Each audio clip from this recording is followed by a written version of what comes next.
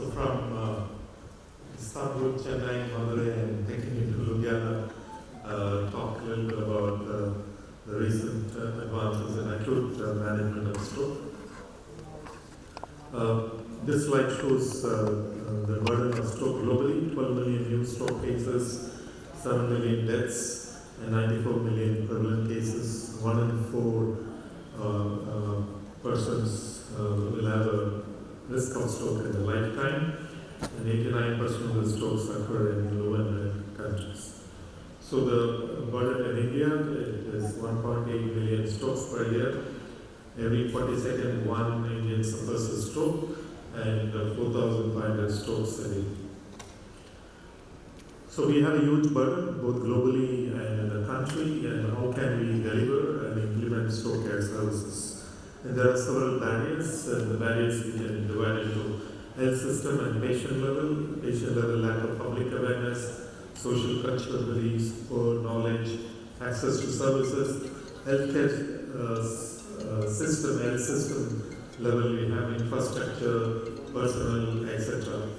So all of us see a lot of patients in our outpatient clinic, and this is the number of neurologists per 1 million population in Asia. You can see the highest is in Japan, and India is somewhere around 1 per 1 million. Maybe it must have increased to 1.2 million. So can we deliver high quality stroke services? And this is one of our missions of World Stroke Organization, to reduce global burden of stroke through prevention, treatment, and continuity of care. And we approach the implementation in 4 pillars: surveillance pillar, prevention, rehabilitation, and acute care. So yesterday I talked about prevention, today I will talk about acute care. And how can we implement this? Always from the policy makers, from WHO and the government, they always look at prevention. But we need to go hand in hand. Prevention and establishing stroke services should go in an integrated way. Prevention will reduce incidents, and acute care services will reduce mortality and disability. Hyperacute management of ischemic stroke, I will quickly let you know the updates. And this slide is very important. Every minute in which a typical large vessel acute stroke is untreated, the average patient loses 1.9 million neurons, 14 million synapses, about 12 kilometers of axonal fibers. So we don't have much time. A patient with stroke comes and we need to act very quickly. And we all know when there is a neuronal death, it is usually irreversible unless we intervene on time. And the basic principle in reperfusion therapy is the penumbra. And you can see the schematic diagram, and the x-axis is the time, 0 minutes and hours. As the time progresses, the penumbra, it becomes a dead tissue or core, what we call as core. And if you reperfuse, you can salvage the penumbra and the oligamic zone. So that is the principle of reperfusion therapy, both thrombolysis and endovascular treatment. The evolution of thrombolytic agents. So this is a very good table where you can see the first generation agent, low cost, low fibrillin affinity, immunogenic, streptokinase. All the 3 trials were failures, and there were high incidence of intracellular membrane. Second generation, high cost, high fibrillin affinity, non-immunogenic, the alteplase typically. And we have pro-urokinase also, which is used in China. In addition to alteplase in China, they use urokinase intravenous. Third generation is high cost, fibrillin affinity higher, non-immunogenic, and longer half-life. I'll talk to you about this group of drugs. Just put a place, so the 2 trials, the major trial was negative. Staphylokinase is the only trial that done in Russia. It is a positive trial, but it has not been replicated in other parts of the world, and we have alteplase. So, intravenous thrombolysis indication, this alteplase 0.9 milligram per kg, 10% bolus, and then the remaining over 1 hour monitoring for 24 hours. The chances of symptomatic ICH and systemic bleeding is about ranges from 0 to 6.7%, but in large registry data, it's less than 3%. Eligibility, people over 18 years of age, mild, moderate, severe strokes, you need to have a clear established time of onset, 4.5 hours CT or MR brain excluding hemorrhage, and they should be independent before stroke. There are several, a long list of exclusion criteria. Many of the exclusion criteria, now people have started using thrombolysis, so I don't want to discuss that, but just imagine you need to exclude ICH and you need to have a time of onset that is very clear. And this is one patient, 52-year-old male, left face, arm, and leg weakness, hypertension, diabetes, smoking, irrespective, came by ambulance within 1 hour, and NIH 12. You can see the hypertension MCA sign in the right side, and this was probably 10 years ago, this particular patient we treated, and post-IV TPA, there's an infarct, but patient improved over 2 to 3 weeks' time. Unknown onset time, that is 4.5 hours to 9 hours, or wake-up stroke, we need to have advanced imaging. So this is one example, 64-year-old male went to sleep at 11 p.m., woke up at 6 a.m., he was found to have right side weakness, lower limb more than upper limb, mild facial, and dysarthria. So we need to do CT perfusion, and we did it, and there was a salvageable penumbra, and we thrombolized this patient. So the wake-up stroke, we need to have perfusion scan, either CT perfusion or MR perfusion, or between 4.5 to 9 hours with advanced imaging, we can thrombolize the patient. So you need to be aware of the stroke mimics. There are several mimics that happen. We all know thoughts, focal seizures, they come with stroke-like presentation. Many times we have seen in India neurocystic psychosis, single seizure, focal seizure with some paralysis in the right side or left side. Hyperglycemia, migraine, hypertensive encephalopathy, mass lesions, subarachnoid hemorrhage, conversion reactions. So, if you have an established protocol with emergency medicine department, it is okay, even if you thrombolize the mimics is okay. And large registry data has shown that the bleeding complications are very, very less. So from alteplase to move on to TNK, which has an 80-fold higher resistance to plasminogen activator inhibitor, 15-fold higher fibrin specificity, 10-fold higher conservation of fibrinogen, and 5-fold longer plasma half-life. So it has increased potency, faster administration, longer half-life, and fewer bleeding complications. So that is the advantage of TNK. And the differences, in terms of administering the drug also. So here, the alteplase, you dilute and then you take 10% and give us bolus at 1 hour infusion. You have to monitor continuously, and intravenous line, 2 lines particularly. And if you have the weight is more than 55 kg, and you need to open another one. And here, tenecteplase is a single bolus injection. It just takes 5 to 10 seconds. The Indian one is 20 milligram, but the original molecule is 25 milligram, and easy to dilute, and there is a specific, according to the weight, you can give this much ml, and it's very simple to administer. So what is the evidence? This is a meta-analysis. I would like to highlight the landmark trial Act trial, that is 2022, it was published. It showed for the first time TNK was non-inferior to alteplase and less bleeding complication. So the TNK is non-inferior, and also in some trials it is superior to alteplase. And the guideline, this is the European guidelines. I'll just take you through this. 0 to 4.5 hours onset. So IVT with tenecteplase is favored over alteplase. And within 4.5 hours, you have a patient with large vessel occlusion, and IVT should be done as a bridging therapy with TNK. The recanalization of LVOs is superior with TNK as compared to multiple. So that is about 0 to 4.5 hours. Then 4.5 to 9 hours, that is where I said that we can't use plain CT scan and decide. So if we don't have advanced imaging, you can't give IVT. So CT or MRI, perfusion mismatch, and if your center does not offer empty, better to normalize this patient and ship them if you have an advanced imaging facility.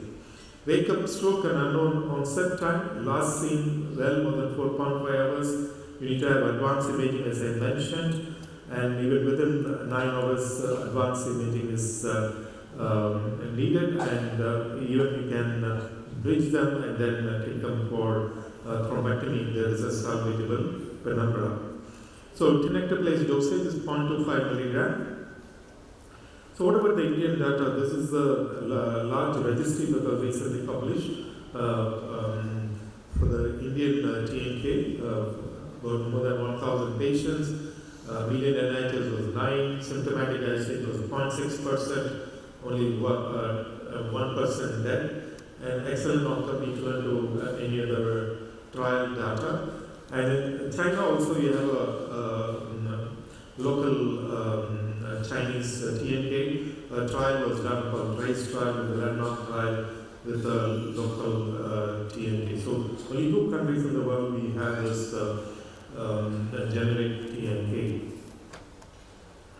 So thrombectomy, so moving from IVT to thrombectomy, this is a history of thrombectomy, various devices that people used over the year from 1999 to 2005, the failed 2013 trial INS3, then the first positive trial in 2014, the Mr. Clean. After that, 2014 to 2018, the multiple positive trials with an NNT of close to 2.2.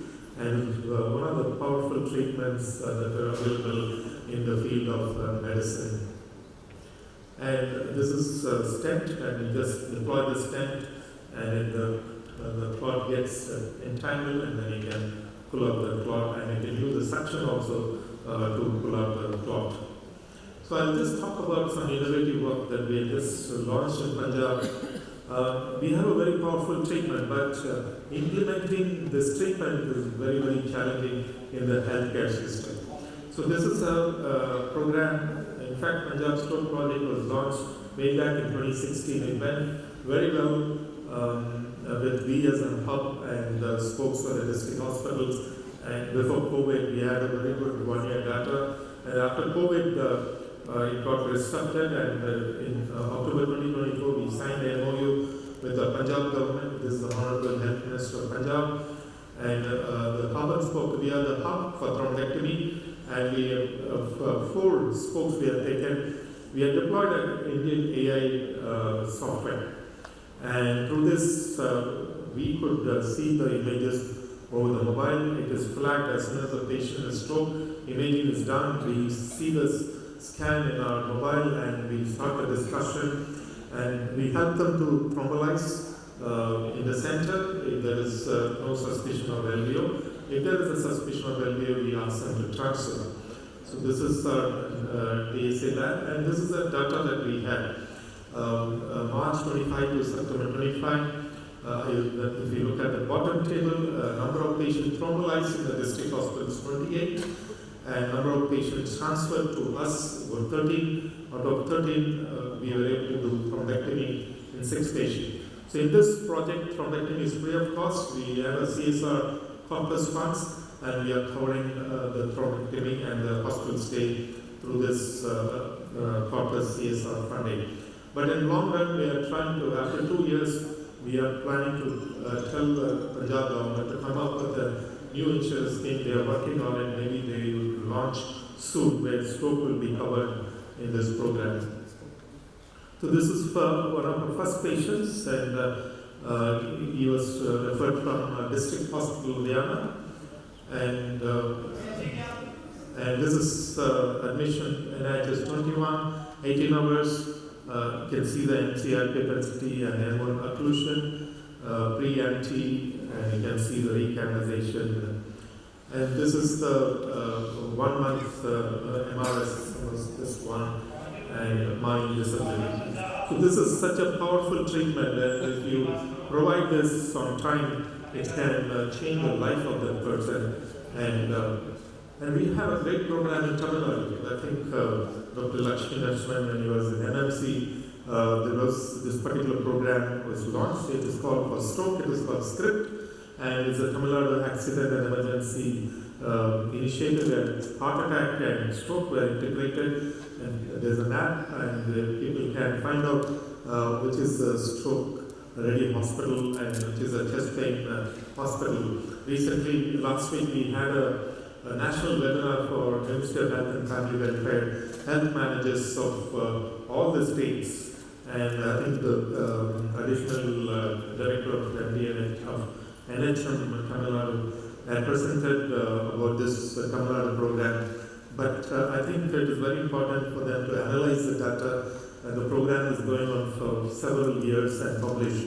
But a similar program in West Bengal, Mangalore Institute of Neurology is a and multiple spokes, and they were able to publish this data of more than 1,000 patients through telestroke they were able to deliver.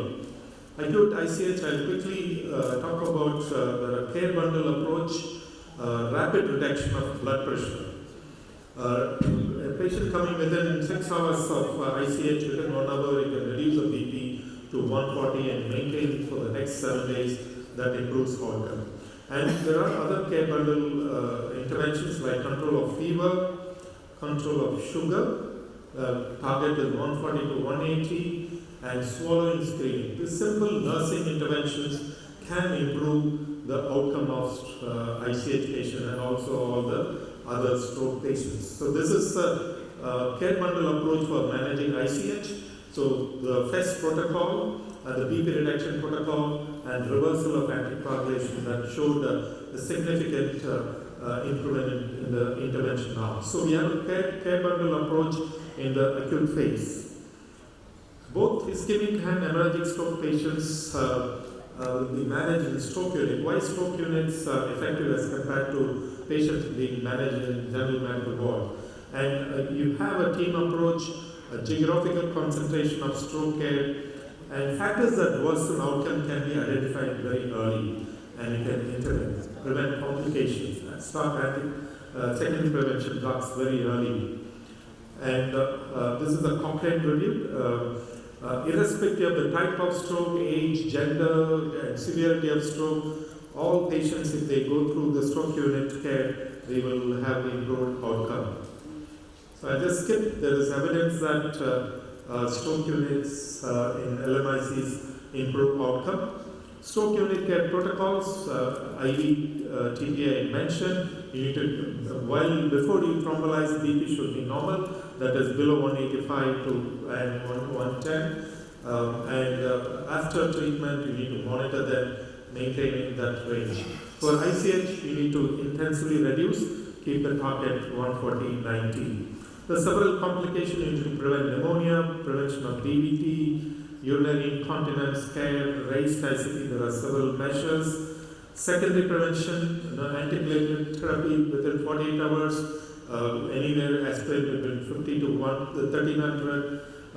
TIA minor stroke, you need to load them with clopidogrel as a 600 or 150. And the Chinese trial they gave for 21 days, and the US trial they gave for 3 months. So up to 3 months, you can give double antiplatelet therapy. Statins, anticoagulation in patients who need and control of other risk factors. Rehabilitation, early rehabilitation after 24 hours when they are medically stable is beneficial. And early discharge planning, a coordinated discharge plan, which includes the nurses' input, the doctor's input, the prevention, and the drugs and behavioral changes.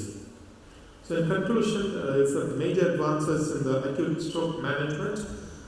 Stroke units is a core, I would say, and reperfusion therapies. The window period has been extended. There are several simple nurse-driven protocols like FEST protocol, care bundle protocols, and that can prevent complications, early initiation of secondary prevention drugs, and rehabilitation. Thank you very much.